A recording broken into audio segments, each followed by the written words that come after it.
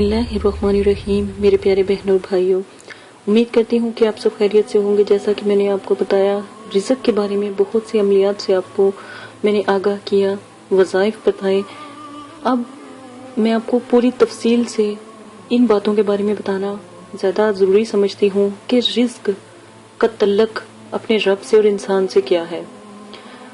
हराम माल हराम और इसके हसूल के लिए नाजायज तरीकों से माल को हासिल करना इंतहाई बुरा और गुनाहों का मर्तकब और अल्लाह की नाराजगी का अजीम में गुनाह अमल है।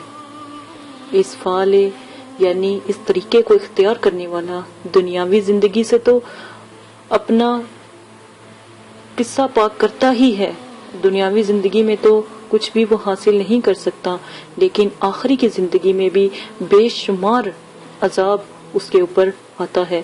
यहाँ पर तो हम बहुत से ऐसे काम कर लेते हैं, यहाँ पर तो हम तरह तरह के अपने लिए आसाइशें हर चीजों को इस्तेमाल कर लेते हैं हराम माल के जरिए। लेकिन एक बात याद रखें, एक एक खाया गया लुकमा, एक एक चीज जर्रा तक आपकी गवाही क़यामत के दिन देगा।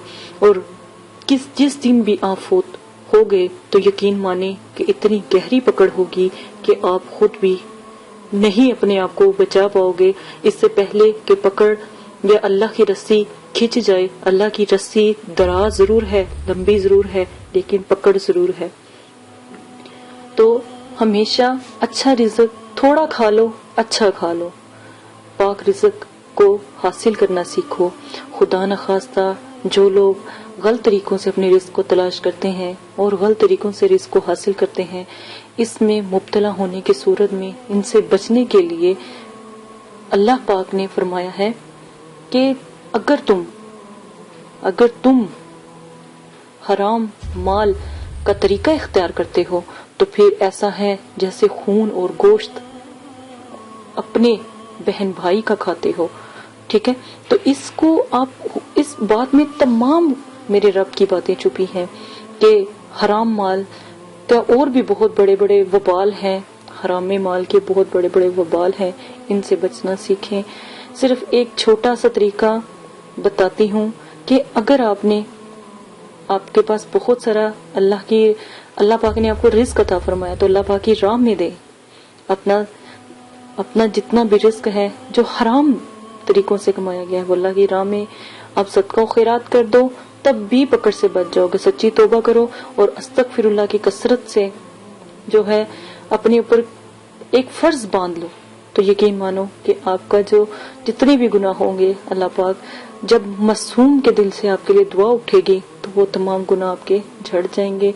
इंशाल्लाह आपके रिज़्क का जो हराम का मसला था वो भी खत्म हो जाएगा।